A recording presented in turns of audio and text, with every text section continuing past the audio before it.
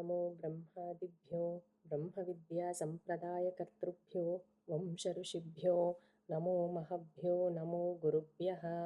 ಓಂ ಶಾಂತಿ ಶಾಂತಿ ಶಾಂತಿ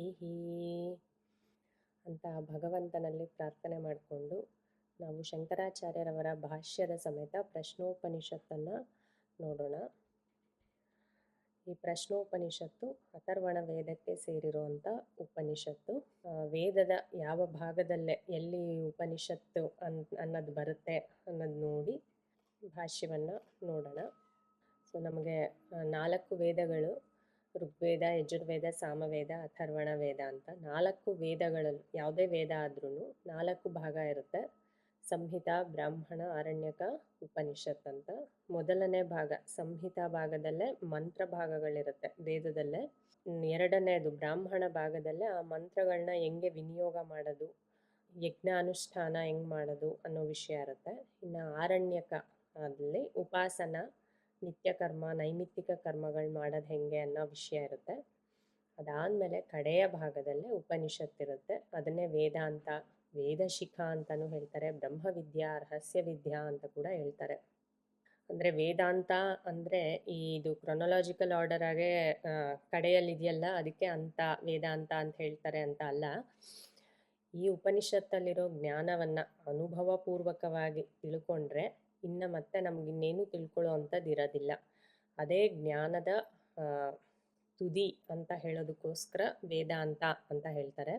ಈ ಸಂಹಿತಾ, ಬ್ರಾಹ್ಮಣ ಇದೆರಡನ್ನ ಕರ್ಮಕಾಂಡ ಅಂತಲೂ, ಆರಣ್ಯಕ ಉಪನಿಷತ್ತನ್ನು ಜ್ಞಾನಕಾಂಡ ಅಂತ ಕೂಡ ಹೇಳ್ತಾರೆ. ಅದಕ್ಕೆ ಇದನ್ನು ಕಿರೀಟಪ್ರಾಯವಾಗಿದೆ ಉಪನಿಷತ್ತು ಅಂತ ಕೂಡ ಹೇಳೋದಕ್ಕೆ ವೇದಶಿಖ ಅಂತ ಹೇಳ್ತಾರೆ.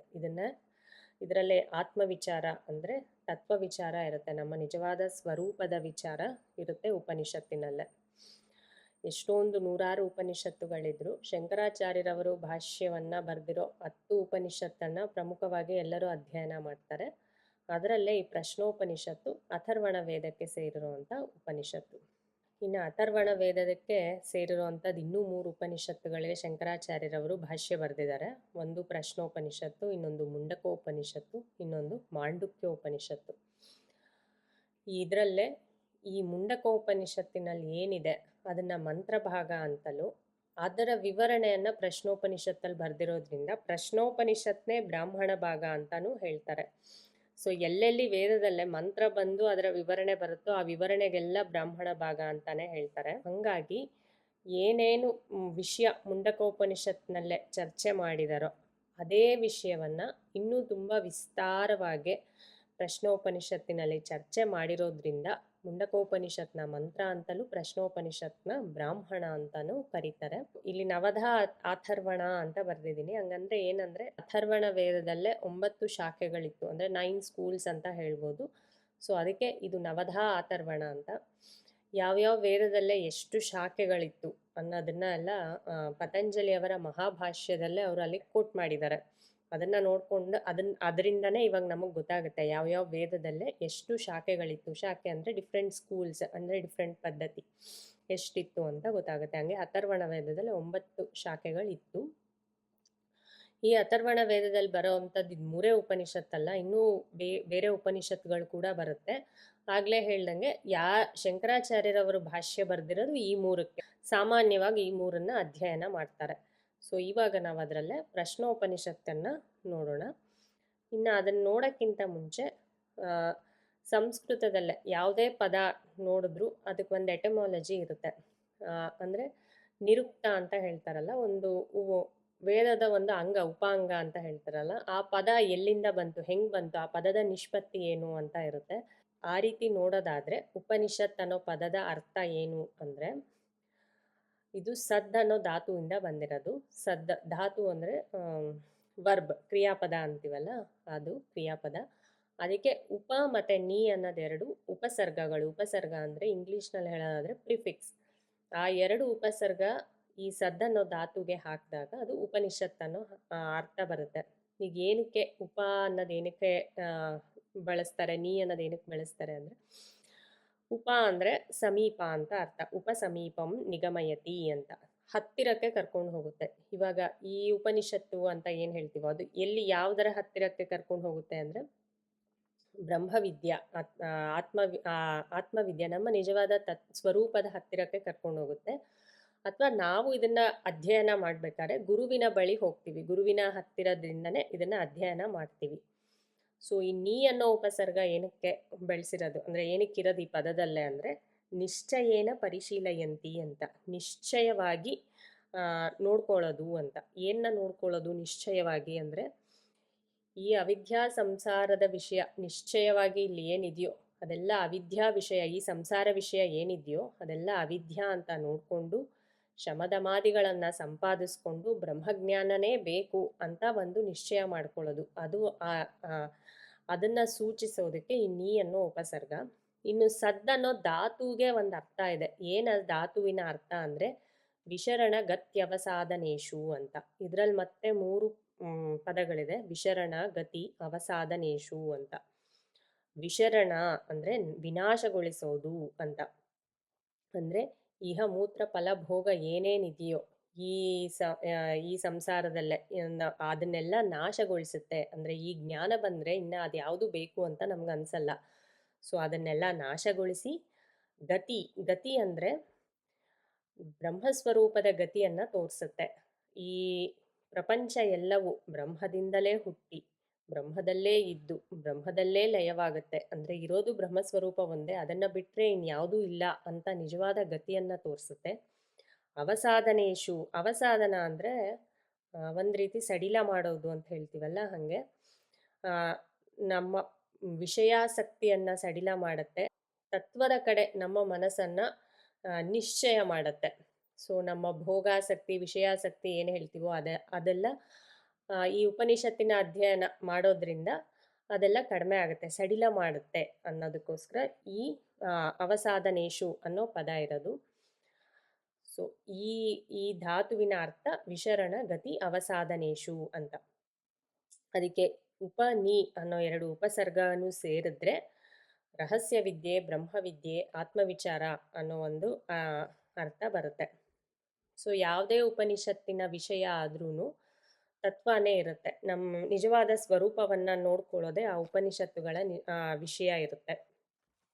ಅದೇ ರೀತಿ ಪ್ರಶ್ನೋಪನಿಷತ್ನಲ್ಲೂ ಕೂಡ ಸುಮಾರು ಉಪನಿಷತ್ತುಗಳು ಒಂದು ಆಖ್ಯಾಯಿಕೆ ಅಥವಾ ಕಥೆಯ ಮೂಲಕ ಪ್ರಾರಂಭ ಆಗುತ್ತೆ. ಹಾಗೆ ಪ್ರಶ್ನೋಪನಿಷತ್ ಕೂಡ ಒಂದು ಆಖ್ಯಾಯಿಕೆಯಿಂದ ಪ್ರಾರಂಭ ಆಗುತ್ತೆ. ಏನದು ಆಖ್ಯಾಯಿಕೆ ಅಂದರೆ ಸುಕೇಶ ಮೊದಲಾದ ಋಷಿಗಳು ಪಿಪ್ಪಲಾದ ಅನ್ನೋ ಮಹರ್ಷಿಗಳ ಬಳಿ ಹೋಗಿ ಪ್ರಶ್ನೆಗಳನ್ನು ಮಾಡ್ತಾರೆ. ಹೆಸರೇ ಹೇಳೋಂಗೆ, ಈ ಉಪನಿಷತ್ತಿನ ಹೆಸರು ಹೇಳೋಂಗೆ ಪ್ರಶ್ನೋಪನಿಷತ್. ಅವರು ಪ್ರಶ್ನೆಗಳನ್ನ ಮಾಡ್ತಾರೆ. ಆ ಪಿಪ್ಪಲಾದ ಮಹರ್ಷಿಗಳು ಅವರ ಪ್ರಶ್ನೆಗಳಿಗೆ ಉತ್ತರವನ್ನು ಹೇಳ್ತಾ ಹೋಗ್ತಾರೆ. ಸೊ 6 ಜನ ಋಷಿಗಳಿರ್ತಾರೆ, ಹಾಗಾಗಿ 6 ಪ್ರಶ್ನೆಗಳನ್ನ ಮಾಡ್ತಾರೆ, ಅದಕ್ಕೆ ಉತ್ತರವನ್ನು ಹೇಳ್ತಾ ಹೋಗ್ತಾರೆ ಮಹರ್ಷಿಗಳು. ಸೊ ಅದನ್ನು ಸೂಚಿಸೋದಕ್ಕೆ ಇದರ ಹೆಸರು ಕೂಡ ಪ್ರಶ್ನೋಪನಿಷತ್ ಅಂತ ಬಂದಿದೆ. ಇನ್ನು ಈ ಮಹರ್ಷಿಗಳು ಯಾರು 6 ಜನ ಮಹರ್ಷಿಗಳಿದಾರೋ ಅವರು ಬ್ರಹ್ಮಚರ್ಯವನ್ನು, ಉಪಾಸನೆಯನ್ನು ಮಾಡಿದ್ದಂಥವರು. ಅಂದರೆ ಒಂದಿನ ಓಕೆ ಈ ವಿಷಯ ಇವತ್ತು ತಿಳ್ಕೊಂಬಿಡೋಣ ಅಂತ ಹೋಗಿ ಕೇಳ್ದಂಥವ್ರಲ್ಲ. ಅವರು ಈ ವಿದ್ಯೆಯಲ್ಲಿ ಪರಾವಿದ್ಯೆ, ಅಪರಾವಿದ್ಯೆ ಅಂತ ಹೇಳ್ತಾರೆ. ಅಪರಾವಿದ್ಯೆ ಅಂದರೆ ಬ್ರಹ್ಮಲೋಕದವರೆಗೂ ನಾವೇನೇನು ಬೇಕು ಅಂತ ಬಯಸ್ತೀವೋ ಅಥವಾ ಏನೇನು ನೋಡ್ತೀವೋ, ಏನೇನು ಕಲಿತೀವೋ ಎಲ್ಲವೂ ಅಪರಾವಿದ್ಯೆಯಲ್ಲೇ ಸೇರುತ್ತೆ. ನಿಜವಾದ ಸ್ವರೂಪ ಒಂದೇ ಪರಾವಿದ್ಯೆ. ಸೊ ಅವರು ಆ ಅಪರಾವಿದ್ಯೆಯ ಉಪಾಸನೆಯನ್ನು, ವಿರಾಟ್ ಸ್ವರೂಪದ ಉಪಾಸನೆಯನ್ನು ಮಾಡಿದಂಥ ಋಷಿಗಳು ಅವರು. ಅದನ್ನು ಮಾಡಿ ಇವಾಗ ಪರಾವಿದ್ಯೆಯ ಬಗ್ಗೆ ತಿಳ್ಕೋಬೇಕು ಅನ್ನೋ ಒಂದು ಆಸೆಯಿಂದ ಪಿಪ್ಪಲಾದ ಮಹರ್ಷಿಗಳ ಬಳಿ ಬಂದು ಅದನ್ನು ಪ್ರಶ್ನೆ ಮಾಡ್ತಾರೆ. ಅವರು ನಮಗೆ ಪರಾವಿದ್ಯೆಯನ್ನು ಹೇಳ್ಕೊಡಿ ಅಂತ. ಇನ್ನು ಉಪನಿಷತ್ತಿನ ಭಾಷ್ಯವನ್ನೇ ನೋಡೋದಾದರೆ ಶಂಕರಾಚಾರ್ಯರವರು ಅವತರಣಿಕ ಅಂದರೆ ಪೀಠಿಕಾ, ಇಂಟ್ರೊಡಕ್ಷನ್ ಅಂತಾರಲ್ಲ, ಅದರಿಂದ ಪ್ರಾರಂಭ ಮಾಡ್ತಾರೆ. ಮಂತ್ರೋಕ್ತಸ್ಯ ಅರ್ಥಸ್ಯ ವಿಸ್ತಾರಾನುವಾದಿ ಇದಂ ಬ್ರಾಹ್ಮಣಂ ಆರಭ್ಯತೆ. ಸೊ ಮಂತ್ರೋಕ್ತಸ್ಯ ಅರ್ಥಸ್ಯ, ಮಂತ್ರದ ಹಿಂದೆ ಹೇಳಿದ ಮಂತ್ರದ ಅರ್ಥವನ್ನು ಇಲ್ಲಿ ವಿಸ್ತಾರವಾಗಿ ಅನುವಾದ ಮಾಡೋದಕ್ಕೆ ಈ ಬ್ರಾಹ್ಮಣವನ್ನು ಆರಭ್ಯತೆ, ಶುರು ಮಾಡಿದ್ದೀವಿ ಅಂತ ಹೇಳ್ತಿದ್ದಾರೆ. ಹಂಗಂದ್ರೆ ಇದಕ್ಕೆ ಮುಂಚೆ ಹೇಳ್ದಂಗೆ ಈ ಪ್ರಶ್ನೋಪನಿಷತ್ತು ಮುಂಡಕೋಪನಿಷತ್ತಿನ ವಿವರಣೆ ಮುಂಡಕೋಪನಿಷತ್ನ ಮಂತ್ರಭಾಗ ಅಂತಾರೆ. ಸೊ ಇದು ಮಂತ್ರೋಕ್ತ ಅಂದರೆ ಮುಂಡಕೋಪನಿಷತ್ತಿನಲ್ಲಿ ಹೇಳಿದ ಅರ್ಥನ ವಿಸ್ತಾರವಾಗಿ ಹೇಳೋದಕ್ಕೆ ಇದಂ ಬ್ರಾಹ್ಮಣಂ ಅಂದರೆ ಈ ಪ್ರಶ್ನೋಪನಿಷತ್ತನ್ನು ಪ್ರಾರಂಭ ಮಾಡ್ತಿದ್ದೀವಿ ಅಂತ. ಋಷಿ ಪ್ರಶ್ನ ಪ್ರತಿವಚನಾಖ್ಯಾಯಿಕಾತು ವಿದ್ಯಾಸ್ತುತಯೇ. ಈ ಪ್ರಾರಂಭ ಆಗ್ತಾ ಇರೋದು ಯಾವ ವಿಷಯದಿಂದ ಪ್ರಾರಂಭ ಆಗುತ್ತೆ ಅಂದರೆ ಋಷಿಗಳ ಒಂದು ಪ್ರಶ್ನೆ ಮತ್ತು ಆ ಪ್ರಶ್ನೆಗೆ ಉತ್ತರವಾಗಿ ಪ್ರತಿವಚನ, ಆ ಪಿಪ್ಪಲಾದ ಮಹರ್ಷಿಗಳು ಹೇಳೋ ಪ್ರತಿವಚನ ಅನ್ನೋ ಒಂದು ಆಖ್ಯಾಯಿಕೆಯಿಂದ ಪ್ರಾರಂಭ ಆಗ್ತಾ ಇದೆ. ಈ ಆಖ್ಯಾಯಿಕೆ ಏನಕ್ಕಿರೋದು? ಈ ವಿದ್ಯೆಯನ್ನ ಸ್ತುತಿಸೋದಕ್ಕೆ. ಯಾವುದೇ ಉಪನಿಷತ್ನಲ್ಲೇ ಆಖ್ಯಾಯಿಕೆಗಳು ಏನು ತೋರಿಸುತ್ತೆ ಅಂದರೆ ಆ ವಿದ್ಯೆಯ ಒಂದು ಮಹತ್ವವನ್ನು ತೋರಿಸುತ್ತೆ. ಆ ಆಖ್ಯಾಯಿಕೆ ಮೂಲಕನೇ ನಾವೆಷ್ಟೋ ವಿಷಯಗಳನ್ನ ತಿಳ್ಕೊಬೋದು. ಕಠೋಪನಿಷತ್ತಿನಲ್ಲಿ ಯಮಧರ್ಮರಾಜ ನಚಿಕೇತರ ಆಖ್ಯಾಯಿಕೆ ಬರುತ್ತೆ. ಅವರು ನಚಿಕೇತ ಕೇಳೋ ಪ್ರಶ್ನೆಗೆ ಯಮಧರ್ಮರಾಜ ಉತ್ತರವನ್ನು ಕೊಡ್ತಾರೆ. ಅದರಿಂದಲೇ ನಚಿಕೇತನ ಮನಸ್ಥಿತಿ ಹೆಂಗಿತ್ತು, ಅವನ ಚಿತ್ತಶುದ್ಧಿ ಹೆಂಗಿತ್ತು, ಪ್ರಶ್ನೆ ಕೇಳಬೇಕು ಅಥವಾ ಈ ತತ್ವವನ್ನು ತಿಳ್ಕೋಬೇಕು ಅನ್ನೋರಿಗೆ ಸಾಧನೆ ಎಷ್ಟರ ಮಟ್ಟಿಗೆ ಆಗಿರಬೇಕು, ಅದೆಲ್ಲ ಕೂಡ ಈ ಥರ ಆಖ್ಯಾಯಿಕೆಗಳ ಮೂಲಕನೇ ನಮಗೆ ಎಷ್ಟೋ ವಿಷಯಗಳು ಗೊತ್ತಾಗುತ್ತೆ. ಸೊ ಆ ವಿದ್ಯೆಯ ಮಹತ್ವವನ್ನು ಕೂಡ ಈ ಆಖ್ಯಾಯಿಕೆಗಳು ಹೇಳುತ್ತೆ. ಆ ವಿದ್ಯೆಯನ್ನು ಹೊಗಳೋದಕ್ಕೂ ಕೂಡ ಈ ಥರ ಒಂದು ಕಥೆಯ ರೂಪದಲ್ಲೇ ಉಪನಿಷತ್ತುಗಳಲ್ಲೇ ಇರುತ್ತೆ ವಿಷಯ. ಅದಾದಮೇಲೆ ಏವಂ ಸಂವತ್ಸರ ಬ್ರಹ್ಮಚರ್ಯ ಸಂವಾಸಾದಿಯುಕ್ತೈ ತಪೋಯುಕ್ತೈ ಗ್ರಾಹ್ಯ. ಸೊ ಈ ರೀತಿಯಾಗಿ ಏವಂ ಅಂದರೆ ಈ ರೀತಿಯಾಗಿ ಸಂವತ್ಸರ ಬ್ರಹ್ಮಚರ್ಯ ಸಂವಸಾದಿಯುಕ್ತೈ, ಈ 6 ಜನ ಋಷಿಗಳು ಬರ್ತಾರಲ್ಲ, ಅವಾಗ ಏನು ಹೇಳ್ತಾರೆ ಪಿಪ್ಪಲಾದಿ ಮಹರ್ಷಿಗಳು ಅಂದರೆ, ನೀವು ಇದಕ್ಕೆ ಮುಂಚೆನೇ ಉಪಾಸನೆಯನ್ನು ಮಾಡಿದ್ದೀರ. ಸೊ ಇಲ್ಲಿ ಉಪಾಸನೆ ಅಂದರೆ ಕರ್ಮಗಳು ಏನು ಮಾಡ್ತೀವೋ ಅದನ್ನು ಮಾನಸಿಕವಾಗಿ ಮಾಡೋದನ್ನು ಉಪಾಸನೆ ಅಂತೀವಿ. ಈಗ ಯಾವುದೇ ಯಜ್ಞ ಯಾಗ ಏನೇ ಕ್ರಿಯೆ ಮಾಡಿದ್ರು ಅದರಲ್ಲಿ ಕರ್ಮಗಳಿರುತ್ತೆ. ಅಂದರೆ ಸ್ಥೂಲವಾಗಿ ದ್ರವ್ಯಗಳನ್ನ ಉಪಯೋಗಿಸಿ ನಾವು ಮಾಡ್ತೀವಿ, ಅದು ಕರ್ಮ ಆಗುತ್ತೆ. ಅದೇ ಸ್ಥೂಲವಾಗಿ ಉಪಯೋಗಿಸ್ದೆ ಮಾನಸಿಕವಾಗಿ ಏನೇನು ಮಾಡ್ತೀವೋ ಅದು ಉಪಾಸನೆ ಅಂತ ಅನ್ನಿಸ್ಕೊಳ್ಳುತ್ತೆ. ಆ ಕರ್ಮವನ್ನೇ ಮಾನಸಿಕವಾಗಿ ಮಾಡ್ಬೋದು ಕರ್ಮೋಪಾಸನೆ ಅಂತ, ಅಥವಾ ಉಪಾಸನೆಗೆ ಆಲಂಬನವಾಗಿ ಶಾಸ್ತ್ರನೇ ಕೆಲವು ವಿಷಯಗಳನ್ನ ಹೇಳಿರುತ್ತೆ, ಆ ವಿಷಯಗಳನ್ನ ತಗೊಂಡು ನಾವು ಚಿಂತನೆ ಮಾಡ್ಬೋದು. ಸೊ ಅದು ನಿರಂತರವಾಗಿ ಮಾಡಬೇಕು ಉಪಾಸನೆ ಅನ್ನೋದು. ಆಮೇಲೆ ತುಲ್ಯ ಪ್ರತ್ಯಯ ಸಂತತಿ ಅಂತಾರೆ, ಅದೇ ಪ್ರತ್ಯಯಗಳನ್ನ ಮತ್ತೆ ಮತ್ತೆ ಮನಸ್ಸಿನಲ್ಲೇ ಇಳಿಸ್ಕೊತಾ ಇರಬೇಕು. ಅದು ತೈಲಧಾರಾವತ್ ಸಂತತಃ ಪ್ರವಾಹ ಅಂತ ಹೇಳ್ತಾರೆ. ಅಂದರೆ ತೈಲಧಾರೆ ಹೆಂಗೆ ಸಂತತವಾಗಿ ಅಂದರೆ ಎಲ್ಲೂ ಬಿಡದೆ ಬೀಳುತ್ತೋ ಅದೇ ರೀತಿ ಅಷ್ಟೇ ಸತತವಾಗಿ ಉಪಾಸನೆಯ ವಿಷಯವನ್ನ ಚಿಂತನೆ ಮಾಡ್ತಾ ಇರಬೇಕು. ಯಾವ ವಿಷಯ, ಯಾವುದಾದ್ರೂ ಒಂದು ವಿಷಯ ಚಿಂತನೆ ಮಾಡ್ಬೋದಾ ಹಾಗೆ ಸತತವಾಗಿ ಅಂದರೆ ಇಲ್ಲ, ಶಾಸ್ತ್ರೋಕ್ತ ಆಲಂಬನ ವಿಷಯ, ಶಾಸ್ತ್ರದಲ್ಲಿ ಹೇಳಿರುವಂಥ ವಿಷಯನೇ ಆಲಂಬನೆಯಾಗಿ ಇಟ್ಕೊಂಡು ನಾವು ಚಿಂತನೆ ಮಾಡೋದನ್ನ ಉಪಾಸನೆ ಅಂತ ಹೇಳ್ತಾರೆ. ಸೊ ಈ ಋಷಿಗಳು ಇಲ್ಲಿಗೆ ಬರೋದಕ್ಕೆ ಮುಂಚೆನೆ ಈ ರೀತಿಯಾದ ಉಪಾಸನೆಯನ್ನ ಮಾಡಿ ಬಂದವ್ರು ಆದರೂ ಕೂಡ ಪಿಪ್ಪಲಾದ ಮಹರ್ಷಿಗಳ ಬಳಿ ಬಂದಾಗ ಮಹರ್ಷಿಗಳು ಇನ್ನೂ 1 ವರ್ಷ ಸಂವತ್ಸರ ಕಾಲ ನೀವು ಬ್ರಹ್ಮಚಾರ್ಯವನ್ನು ಪಾಲಿಸ್ಬೇಕು ನಮ್ಮ ಆಶ್ರಮದಲ್ಲೇ ಅಂತ ಕೇಳ್ತಾರೆ ಅವ್ರನ್ನ. ಅವರು ಒಪ್ಕೊಂತಾರೆ. ಅದನ್ನ ಇಲ್ಲಿ ಕೊಟ್ಟಿದ್ದಾರೆ, ಅದನ್ನ ಇಲ್ಲಿ ಇಂಟ್ರೊಡಕ್ಷನ್ ಅಂತಾರಲ್ಲ ಅದರಲ್ಲೇ ಹೇಳ್ತಾ ಇದ್ದಾರೆ. ಸಂವತ್ಸರ ಬ್ರಹ್ಮಚರ್ಯ ಸಂವಸಾದಿಯುಕ್ತೈ, 1 ವರ್ಷಗಳ ಕಾಲ ಗುರುಕುಲವಾಸ ಮಾಡಿ ತಪಸ್ಸಿನಿಂದ ಕೂಡಿದವರಾಗಿದವರು, ತಪೋಯುಕ್ತೈ ಗ್ರಾಹ್ಯ ಅಂದರೆ ತಪಸ್ಸು ಮಾಡಿರೋ ಅಂಥವ್ರು ಮಾತ್ರ ಗ್ರಹಿಸೋದಕ್ಕೆ ಸಾಧ್ಯ ಈ ವಿದ್ಯಾನ. ತಪೋಯುಕ್ತೈ ಗ್ರಾಹ್ಯ. ಇವರು ಶಿಷ್ಯರ ಇದಿಷ್ಟರಲ್ಲೇ ಶಿಷ್ಯನ ಒಂದು ಲಕ್ಷಣವನ್ನ ಹೇಳ್ತಾ ಇದ್ದಾರೆ. ಬ್ರಹ್ಮಚರ್ಯ ಇರಬೇಕು, ಆಮೇಲೆ ತಪಸ್ಸಿರಬೇಕು ಅಂತ. ಈಗ ಗುರು ಹೆಂಗಿದ್ದಾರೆ, ಪಿಪ್ಪಲಾದವತ್ ಸರ್ವಜ್ಞ ಕಲ್ಪೈಹಿ ಆಚಾರ್ಯೈಹಿ ವಕ್ತವ್ಯ. ಈ ವಿಷಯನ ಕೂಡ ಹೇಳೋ ಅಂತ ಆಚಾರ್ಯರು ಹೆಂಗಿರ್ಬೇಕು, ಸರ್ವಜ್ಞನಾಗಿರ್ಬೇಕು ಆ ಆಚಾರ್ಯ. ಅಂಥವ್ರು ಮಾತ್ರನೇ, ಅಂಥ ಆಚಾರ್ಯರಿಂದ ಮಾತ್ರನೇ ವಕ್ತವ್ಯ ಇದನ್ನ ಹೇಳೋದಕ್ಕೆ ಸಾಧ್ಯವಾಗುತ್ತದೆ. ಪಿಪ್ಪಲಾದ ಮಹರ್ಷಿಗಳಂತೆ ಸರ್ವಜ್ಞ ಕಲ್ಪೈಹಿ ಆಚಾರ್ಯೈಹಿ ವಕ್ತವ್ಯ ಚ ನ ಏನ ಕೇನಚಿದಿತಿ ವಿದ್ಯಾಂ ಸ್ತೌತಿ. ಅವರಿಂದ ಮಾತ್ರ ಹೇಳಕ್ಕಾಗತ್ತೆ ಹೊರ್ತು ನ ಏನ ಕೇನಚಿತ್ ಬೇರೆ ಯಾರಿಂದಲೇ ಕೂಡ ಈ ವಿದ್ಯೆಯನ್ನ ಅರಿತುಕೊಳ್ಳೋದಕ್ಕೂ ಸಾಧ್ಯ ಇಲ್ಲ, ಹೇಳೋದಕ್ಕೂ ಸಾಧ್ಯ ಇಲ್ಲ. ಸೊ ತಿಳ್ಕೊಳ್ಳೋ ಅಂಥ ಶಿಷ್ಯನಿಗೆ ಇರಬೇಕಾದ ಗುಣ ಏನಿರಬೇಕು? ಬ್ರಹ್ಮಚರ್ಯ ತಪಸ್ಸು ಅನ್ನೋ ಗುಣ ಇದ್ರೇನೆ ಗ್ರಹಿಸೋದಕ್ಕೆ ಸಾಧ್ಯ. ಹಾಗೆ ಸರ್ವಜ್ಞನಾದ ಆಚಾರ್ಯ ಮಾತ್ರನೇ ಅದನ್ನು ಹೇಳೋದಕ್ಕೆ ಸಾಧ್ಯ ಅನ್ನೋ ವಿಷಯನ ಕೂಡ ಈ ಒಂದು ಆಖ್ಯಾಯಿಕೆ ಮೂಲಕ ತೋರಿಸ್ತಾ ಇದ್ದಾರೆ. ಅದು ಕೂಡ ಏನಕ್ಕೆ ತೋರಿಸ್ತಾ ಇರೋದು? ವಿದ್ಯಾಂ ಸ್ತೌತಿ, ಈ ವಿದ್ಯೆಯ ಒಂದು ಮಹತ್ವವನ್ನು ಸ್ತುತಿಸೋದಕ್ಕೆ. ನನಗೆ ಇವತ್ತು ಏನಿದೆ ಉಪನಿಷತ್ನಲ್ಲೇ ತುಂಬ ಕುತೂಹಲ ಇದೆ, ನೋಡ್ಕೊಂಡ್ಬಿಡ್ತೀನಿ ಅಂತ ಹೇಳಿ ಉಪನಿಷತ್ ಪುಸ್ತಕ ತೆಕ್ಕೊಂಡು ನೋಡ್ಕೊಳ್ಳೋದಕ್ಕೆ ಆಗೋದಿಲ್ಲ ಅದರಲ್ಲಿರೋ ವಿಷಯಗಳನ್ನ. ಅದಕ್ಕೆ ಅಂತರ್ಮುಖತ್ವ ಇರಬೇಕು, ಸಾಧನೆ ಇರಬೇಕು ಆ ವಿಷಯನ. ಅದಕ್ಕೆ ಪ್ರತಿ ಉಪನಿಷತ್ತಿನ ಪ್ರಾರಂಭದಲ್ಲೇ ಶಂಕರಾಚಾರ್ಯರವರು ಈ ವಿಷಯನ ಬರದೇ ಇರ್ತಾರೆ. ಶಿಷ್ಯ ಹೆಂಗಿರ್ಬೇಕು, ಹೇಳೋ ಅಂತ ಗುರು ಹೆಂಗಿರ್ಬೇಕು, ಅವರ ಮನಸ್ಥಿತಿ ಹೆಂಗಿರ್ಬೇಕು, ಅವರ ಸಾಧನೆಗಳು ಹೆಂಗಿರ್ಬೇಕು ಅಂತ. ಅಂತರ್ಮುಖತ್ವ ಇಲ್ಲದೆ ಹೋದರೆ ಈ ಉಪನಿಷತ್ತುಗಳಲ್ಲಿ ಹೇಳೋ ವಿಷಯ ಅರ್ಥ ಆಗೋದೇ ಕಷ್ಟ ಆಗುತ್ತೆ. ಇನ್ನು ಅರ್ಥ ಆದಮೇಲೆ ಆಚರಣೆಗೆ ತಂದು ಅನುಭವಕ್ಕೆ ತಂದ್ಕೊಳ್ಬೇಕು ಅಂದರೆ ಇನ್ನೂ ಅಂತರ್ಮುಖ ಬೇಕಾಗುತ್ತೆ. ಸೊ ಇಲ್ಲಿರೋ ವಿಷಯ ಅಷ್ಟು ಮಹತ್ವವಾಗಿದೆ ಅಂತ ಹೇಳೋದಕ್ಕೆ ಈ ವಿಷಯಗಳನ್ನ ಮತ್ತೆ ಮತ್ತೆ ಸ್ತುತಿಸ್ತಾ ಇರೋದು. ಬ್ರಹ್ಮಚರ್ಯಾದಿ ಸಾಧನ ಸೂಚನಾತ್ ಚ ತತ್ ಕರ್ತವ್ಯತಾ ಸ್ಯಾತ್. ಇನ್ನು ಇದು ಹೇಳಿರೋದ್ರಿಂದ ಏನು? ಬ್ರಹ್ಮಚರ್ಯಾದಿ ಅಂದರೆ ಬ್ರಹ್ಮಚರ್ಯವೇ ಮುಂತಾದ ಸಾಧನೆಗಳು ಏನಕ್ಕೆ ಸೂಚಿಸಿರೋದಿಲ್ಲಿ? ಸೂಚನಾತ್ ಚ ಏನಕ್ಕೆ ಸೂಚಿಸಿರೋದು ಅಂದರೆ ತತ್ ಕರ್ತವ್ಯತಾ ಸ್ಯಾತ್, ಅದನ್ನು ಮಾಡಬೇಕು ಅಂತ ಹೇಳೋದಕ್ಕೆ ಸೂಚಿಸಿರೋದೇ ಹೊರತು ಇದು ಸುಮ್ಮನೆ ಕೇಳೋ ಅಂಥ ಕತೆ ಅಲ್ಲ. ಓ ಅದು ಹಿಂಗಿತ್ತ, ಅವ್ರು ಹಂಗೆ ಮಾಡಿದ್ರ ಹೌದಾ ಅಂತ ಕೇಳೋ ಅಂಥ ಕತೆ ಅಲ್ಲ. ನಾವು ಮಾಡಬೇಕು ಅಂತ ಸೂಚಿಸೋದಕ್ಕೋಸ್ಕರ ಕರ್ತವ್ಯತ ಮಾಡಬೇಕು ಅಂತ ವಿಧಿಲಿಂಗ್ ಪ್ರಯೋಗ. ಕರ್ತವ್ಯತ ಅಂದರೆ ತವ್ಯತ್, ವಿಧಿಲಿಂಗ್ ಅರ್ಥದಲ್ಲೇ ಹೇಳೋ ಅಂಥದ್ದು. ಈ ಪ್ರಯೋಗದಲ್ಲಿ ಹೇಳಿದೆ ಅಂದರೆ ಇಟ್ಸ್ ಅನ್ ಆರ್ಡರ್, ಮಾಡಬೇಕು ಅನ್ನೋದನ್ನ ಸೂಚಿಸೋದಕ್ಕೆ, ವಿಧಿಸಿದಂಗೆ ಇದು ಅಂತ ಕೂಡ ಹೇಳೋದಕ್ಕೆ ಈ ವಿಷಯನ ಈ ಗುರು ಶಿಷ್ಯರ ಆಖ್ಯಾಯಿಕೆಯನ್ನು ತೋರಿಸ್ತಾ ಇದ್ದಾರೆ. ಇನ್ನು ಮೊದಲನೇ ಮಂತ್ರವನ್ನು ನೋಡೋಣ.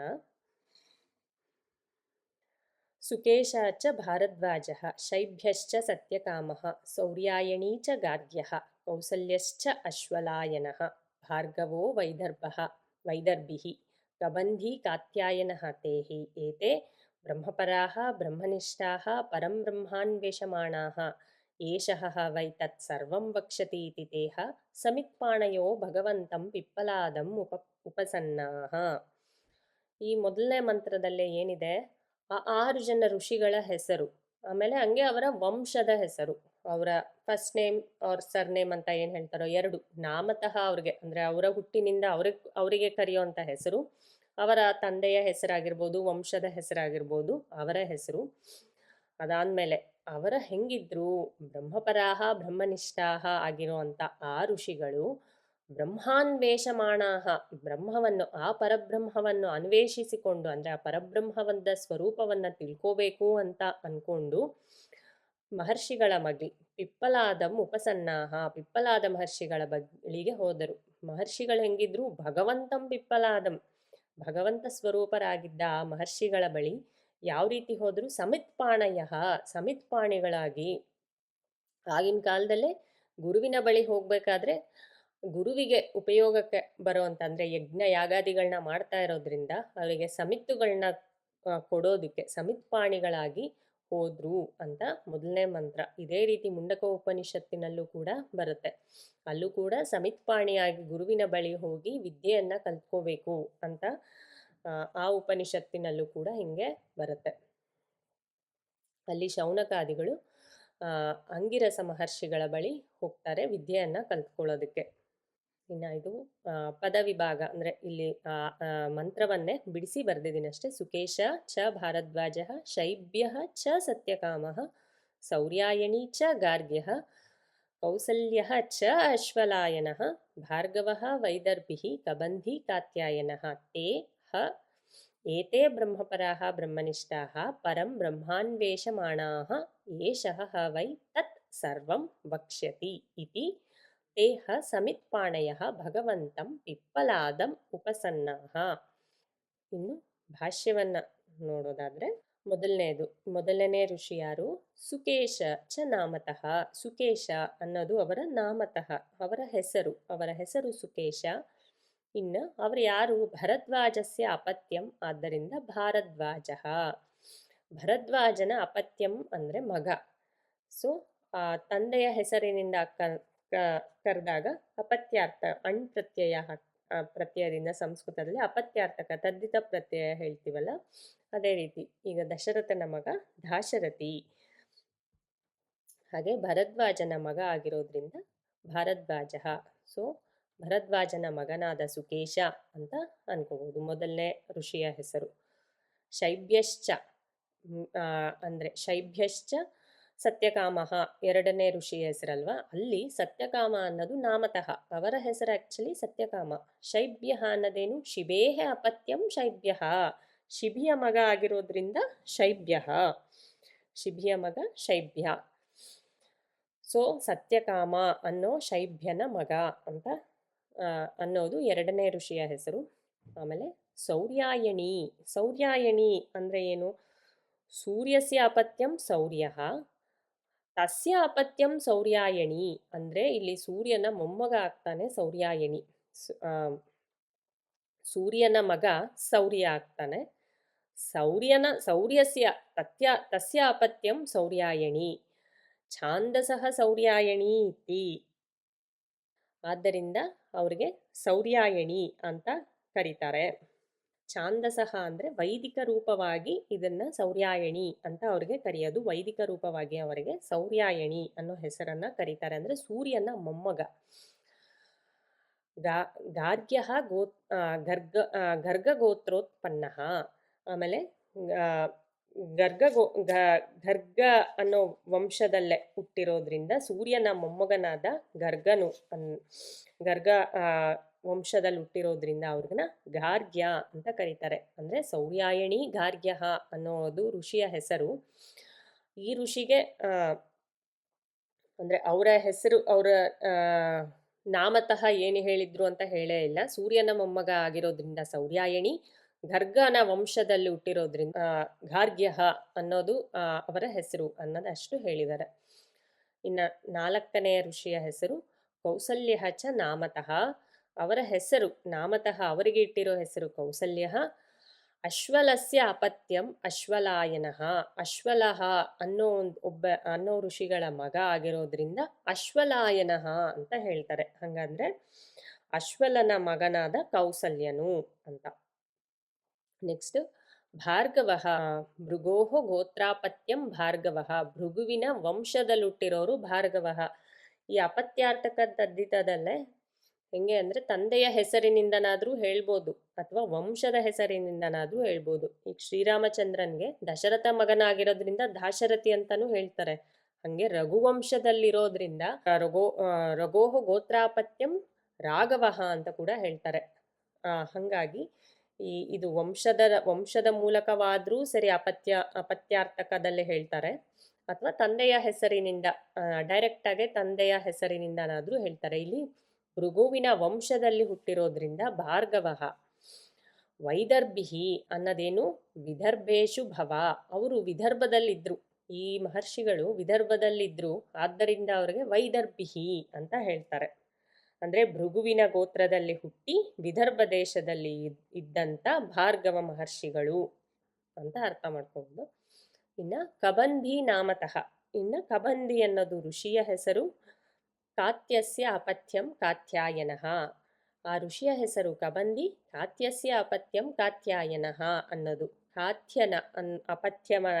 ಕಾತ್ಯನ ಮಗ ಆಗಿರೋದ್ರಿಂದ ಕಾತ್ಯಾಯನ ಅಂತ ಕರಿಬೋದು. ಇಲ್ಲಿ ಕತ್ಯಸ್ಯ ಅಪತ್ಯಂ ಕಾತ್ಯಾಯನಃ ಅಥವಾ ಕಾತ್ಯಸ್ಯ ಅಪತ್ಯಂ ಕಾತ್ಯಾಯನ ಎರಡೂ ಸರಿ ಹೋಗುತ್ತೆ. ವಿದ್ಯಮಾನಃ ಪ್ರಪಿತಾಮಹಃ ಯಸ್ಯ ಸಹ ಯುವ ಪ್ರತ್ಯಯ. ಅಂದರೆ ಅವರಿಗೆ ಮುತ್ತಜ್ಜ ಬದುಕಿದ್ರು ಅಂತ ತೋರ್ಸೋದಕ್ಕೆ ಯುವ ಪ್ರತ್ಯಯ, ಸಂಸ್ಕೃತದಲ್ಲೇ ಯುವ ಪ್ರತ್ಯಯನ್ನ ಹಾಕಿ ಮುತ್ತಜ್ಜ ಬದುಕಿದ್ದಾರೆ ಅಂತ ತೋರಿಸ್ತಾರೆ. ಆದ್ದರಿಂದ ಕಾತ್ಯಾಯನಃ, ಕಾತ್ಯಸ್ಯ ಅಪತ್ಯಂ ಪುಮಾನ್ ಅನ್ನೋದ್ರಲ್ಲೇ ಯುವ ಪ್ರತ್ಯಯ ಇದೆ. ಈ 6 ಜನ ಋಷಿಗಳು ಯಾರು? 6 ಜನ ಋಷಿಗಳು ಸುಕೇಶ ಭರದ್ವಾಜ, ಶೈಭ್ಯ ಸತ್ಯಕಾಮ, ಸೌರ್ಯಾಯಣಿ ಗಾರ್ಗ್ಯ, ಕೌಸಲ್ಯ ಅಶ್ವಲಾಯನ, ಭಾರ್ಗವ ವೈದರ್ಭ, ಕಬಂಧಿ ಕಾತ್ಯಾಯನ. ಈ 6 ಜನ ಋಷಿಗಳು ಪಿಪ್ಪಲಾದ ಮಹರ್ಷಿಗಳ ಬಳಿ ಹೋದ್ರು. ಈಗ ಆ ಋಷಿಗಳು ಹೆಂಗಿದ್ರು ಅನ್ನೋದನ್ನ ಇಲ್ಲಿ ವಿವರಿಸ್ತಾರೆ ಈ ಭಾಷ್ಯ ಭಾಗದಲ್ಲೇ. ತೇಹ ಏತೆ ಬ್ರಹ್ಮಪರಾಹ ಅಪರಂ ಬ್ರಹ್ಮ ಪರತ್ವೇನ ಗತಾಹ. ಈ 6 ಜನ ಋಷಿಗಳು ಬ್ರಹ್ಮಪರರಾಗಿದ್ದರು, ಅಂದ್ರೆ ಅಪರಬ್ರಹ್ಮವೇ ಎಲ್ಲದಕ್ಕಿಂತ ಹೆಚ್ಚಿನದು ಅಂತ ಬುದ್ಧಿ ಉಳ್ಳವರಾಗಿದ್ರು ಅವರು ಇಷ್ಟು ದಿನ. ಆ ಅಪರಬ್ರಹ್ಮದ ಉಪಾಸನೆಯನ್ನ ತುಂಬಾ ಚೆನ್ನಾಗಿ ಮಾಡಿದ್ದಂಥವ್ರು, ಅಂದ್ರೆ ಸಾಮಾನ್ಯ ಋಷಿಗಳೆಲ್ಲ ಇವರೆಲ್ಲ ಅಪರಬ್ರಹ್ಮದ ಉಪಾಸನೆಯಲ್ಲಿದ್ದು ಆ ಬ್ರಹ್ಮದಲ್ಲೇ ನಿಷ್ಠರಾಗಿದ್ದರು. ಅಂದ್ರೆ ಶ್ರುತಿಯಲ್ಲಿ ಪರಬ್ರಹ್ಮ ಅಪರಬ್ರಹ್ಮ ಅಂತ 2 ಬಗೆಯಲ್ಲಿ ಹೇಳ್ತಾರೆ.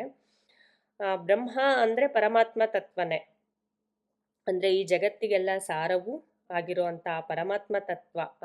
ಆ ಪರಮಾತ್ಮ ತತ್ವದಿಂದಲೇ ಈ ಜಗತ್ತು ಉಂಟಾಗಿ ಅದರಲ್ಲೇ ಇದ್ದುಕೊಂಡು ಕೊನೆಗೆ ಅದರಲ್ಲೇ ಲಯವಾಗುತ್ತದೆ ಅಂತ ಹೇಳೋದು ಬ್ರಹ್ಮತತ್ವ.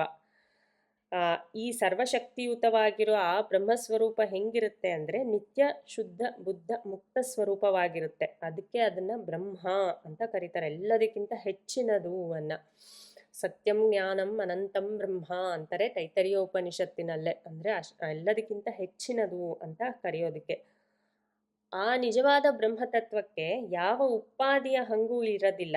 ಅದು ಯಾವ ವಿಶೇಷಣಗಳನ್ನು ತನ್ನಲ್ಲಿ ಇಟ್ಟುಕೊಳ್ಳದೆ ಅದ್ವಿತೀಯವಾಗಿರುವಂತ ಸ್ವರೂಪ. ಆದ್ರೆ ಇವರು ಅಪರ ಬ್ರಹ್ಮ ಅಂದ್ರೆ ಉಪಾದಿ ಸಹಿತವಾಗಿರುವಂತ ಅಪರ ಬ್ರಹ್ಮದ ಉಪಾಸನೆಯನ್ನ ಮಾಡಿ ಇವಾಗ ಪರಬ್ರಹ್ಮದ ಉಪಾಸನೆ ಅಲ್ಲ, ಪರಬ್ರಹ್ಮದ ವಿಷಯವನ್ನ ತಿಳ್ಕೋಬೇಕು ಅಂತ ಇಲ್ಲಿಗೆ ಬಂದಿರ್ತಾರೆ. ಪಿಪ್ಪಲಾದ ಮಹರ್ಷಿಗಳ ಬಳಿ ಬಂದಿರ್ತಾರೆ. ತದನುಷ್ಠಾನ ನಿಷ್ಠಾಹ ಚ ಬ್ರಹ್ಮನಿಷ್ಠಾಹ. ಅದರಲ್ಲೇ ಅನುಷ್ಠಾನವನ್ನು ಮಾಡಿದ್ದಂಥವರಾಗಿರೋದ್ರಿಂದಲೇ ಅವರನ್ನ ಬ್ರಹ್ಮನಿಷ್ಠರಾಗಿದ್ದರು ಅಂತ ಹೇಳ್ತಾರೆ. ಅನುಷ್ಠಾನ ಅಂದ್ರೆ ಆ ಉಪಾಸನೆಯಲ್ಲೇ ನಿರಂತರವಾಗೇ ಇದ್ದಂಥವರು ಅವರು, ಆದ್ದರಿಂದಲೇ ಅವರನ್ನ ಬ್ರಹ್ಮನಿಷ್ಠ ಅಂತ ಕರೀತಾರೆ ಅವ್ರನ್ನ. ಈಗ ಪರಂ ಬ್ರಹ್ಮ ಅನ್ವೇಷಮಾಣಾಹ. ಇವಾಗ ಏನ್ ಹೇಳಿದ್ನೋ ಸತ್ಯಂ ಜ್ಞಾನಂ ಅನಂತಂ ಬ್ರಹ್ಮ ಅನ್ನೋದ್ರಲ್ಲೇ ಎಲ್ಲದಕ್ಕಿಂತ ಹೆಚ್ಚಿನ ಆ ಪರತತ್ವವನ್ನ, ಆ ಯಾವುದೇ ಉಪಾದಿಯ ಹಂಗೂ ಇಲ್ಲದೆ ಯಾವುದೇ ವಿಶೇಷವೂ ಇಲ್ಲದೆ ತಾನೊಂದೇ ಇರುವಂತ ಆ ಅದ್ವಿತೀಯ ಸ್ವರೂಪವಾಗಿರೋ ಆ ಪರಬ್ರಹ್ಮವನ್ನ ತಿಳ್ಕೋಬೇಕು ಅಂತ ಅನ್ವೇಷಮಾಣಾಹ, ಅದನ್ನ ಹುಡುಕಿಕೊಂಡು ಕಿಂ ತತ್ ಯತ್ ನಿತ್ಯಂ ವಿಜ್ಞೇಯಂ ಇತಿ ತತ್ ಪ್ರಾಪ್ತ್ಯರ್ಥಂ ಯಥಾಕಾಮಂ ಯತಿಷ್ಯಾಮಃ. ಸೊ ಯಾವುದು ಯತ್ ನಿತ್ಯಂ, ಯಾವುದು ನಿತ್ಯವಾಗಿರುತ್ತೋ, ಯಾವುದು ವಿಜ್ಞೇಯಂ, ಯಾವುದನ್ನ ನಿಜವಾಗ್ಲೂ ತಿಳ್ಕೊಳ್ಳೇಬೇಕಾಗಿರುತ್ತೋ, ಕಿಂ ತತ್ ಅದ್ಯಾವುದು ಅಂತ ಅವರು ಅನ್ವೇಷಿಸ್ತಾ ಇದ್ದಾರೆ.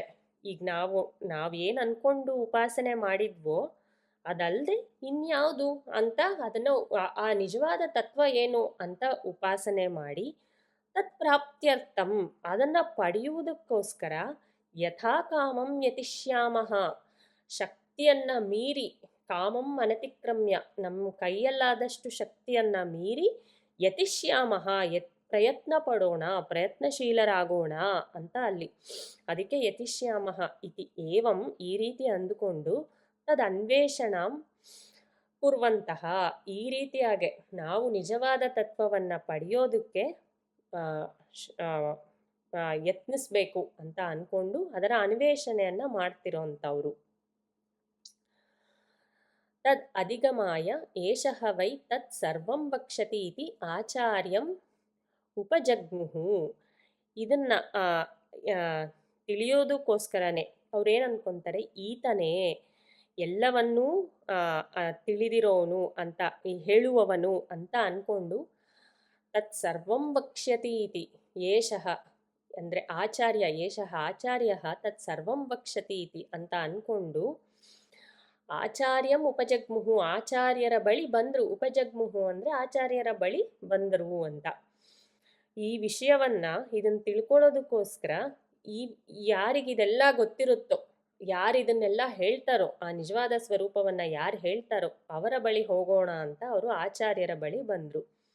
ಕಥಂ ಅಂದ್ರೆ ಯಾವ ರೀತಿ ಬಂದ್ರು ಅಂದ್ರೆ ತೇಹ ಸಮಿತ್ಪಾಣಯ ಸಮಿದ್ಭಿಃ ಅಗೃಹೀತ ಹಸ್ತಾಹ ಸಂತಹ. ಸೊ ಸಮಿತ್ಗಳನ್ನ ಕೈಯಲ್ಲಿ ಹಿಡಿದುಕೊಂಡು ಬಂದರು ಅಂತ, ಸಮಿತ್ ಪಾಣಿಗಳಾಗಿ ಅವರು ಆಚಾರ್ಯರ ಬಳಿ ಬಂದರು. ಭಗವಂತಂ ಪೂಜಾವಂತಂ ಪಿಪ್ಪಲಾದಂ ಆಚಾರ್ಯಂ ಉಪಸನ್ನಃ ಜಗ್ಮುಹು. ಯಾವ ಆಚಾರ್ಯರ ಬಳಿ ಬಂದರೂ ಭಗವಂತನಾದ ಪೂಜ್ಯನಾದ ಪಿಪ್ಪಲಾದ ಮಹರ್ಷಿಗಳ ಬಳಿ ಉಪಸನ್ನಃ ಉಪಜಗ್ಮುಹು. ಇಲ್ಲಿ ಏನೇನು ಬೋಲ್ಡಲ್ಲೇ ಮಾಡಿದಿನೋ ಅದೆಲ್ಲ ಮಂತ್ರದಲ್ಲಿರೋ ಅಂತ ಪದಗಳು. ಆ ಮಂತ್ರದಲ್ಲಿರೋ ಪದಗಳಿಗೆ ಈಗ ಉಪಜಗ್ಮುಹು ಅನ್ನೋದು ಮಂತ್ರದಲ್ಲಿದೆ ಅಂದ್ರೆ ಅದಕ್ಕೆ ಅರ್ಥ ಉಪಸನ್ನಾಹ, ಹತ್ತಿರಕ್ಕೆ ಬಂದ್ರು, ಆಚಾರ್ಯರ ಬಳಿ ಬಂದ್ರು ಅಂತ ಶಂಕರಾಚಾರ್ಯರವರು ಅದಕ್ಕೆ ಬರ್ದಿರೋ ಅಂತ ಭಾಷ್ಯ. ಅದಕ್ಕೆ ಬರ್ದಿರೋ ಅರ್ಥ. ಸೊ ಈ ಮಹರ್ಷಿಗಳು ಸಮಿತ್ಪಾಣಿಗಳಾಗಿ ಆಚಾರ್ಯರ ಬಳಿ ಬಂದ್ರು. ಭಗವಂತ ಕೂಡ ಭಗವದ್ಗೀತೆಯಲ್ಲಿ ಹೇಳದಂಗೆ ತದ್ವಿದ್ಧಿ ಪ್ರಣಿಪಾತೇನ ಪರಿಪ್ರಶ್ನೇನ ಸೇವೆಯ ಉಪದೇಕ್ಷಂತಿ ತೇ ಜ್ಞಾನಂ ಜ್ಞಾನಿನಸ್ ತತ್ವದರ್ಶಿನಃ. ಅಂದ್ರೆ ಆ ಪರಬ್ರಹ್ಮವನ್ನ ಪಡೆದುಕೊಳ್ಳೋದಕ್ಕೆ ಬರೀ ಜ್ಞಾನಿಗಳಾದ್ರೆ ಸಾಲದು, ತತ್ವದರ್ಶಿಗಳಾಗಿರ್ಬೇಕು, ತತ್ವದರ್ಶಿಗಳಾದ ಜ್ಞಾನಿಗಳಾಗಬೇಕು. ಇಲ್ಲಿ ಭಗವಂತಂ ಪಿಪ್ಪಲಾದಂ ಅಂತ ಹೇಳಿದಾರೆ. ಭಗವಂತಂ, ಭಗವಾನ್ ಅನ್ನೋ ಶಬ್ದಕ್ಕೆ ಯಾರಿಗೆ ಉತ್ಪತ್ತಿಂಚ ವಿನಾಶಂಚ ಭೂತಾನಾಂ ಅಗತಿಂ ಗತಿಂ, ಅಂದ್ರೆ ಈ ಭೂತಗಳ ಉತ್ಪತ್ತಿ ವಿನಾಶ, ಆಮೇಲೆ ಇವರ ಗತಿ ಅಗತಿ, ಇವರೆಲ್ಲಿಂದ ಬಂದ್ರು ಎಲ್ಲಿ ಹೋದ್ರು ಅವೆಲ್ಲ ಯಾರಿಗೆ ತಿಳಿದಿದ್ಯೋ ಅವರನ್ನ ಭಗವಾನ್ ಇತಿ ಉಚ್ಯತೆ ಅಂತ ಒಂದು ಅರ್ಥ ಇದೆ. ಅದಲ್ಲದೆ ಇನ್ನ ಒಂದು ಅರ್ಥ ಕೂಡ ಹೇಳ್ತಾರೆ ಭಗವಾನ್ ಶಬ್ದಕ್ಕೆ. ಜ್ಞಾನ ಶಕ್ತಿ ಬಲೈಹಿ ಐಶ್ವರ್ಯ ವೀರ್ಯ ತೇಜಾಂಸ್ಯ ಶೋಷತಃ.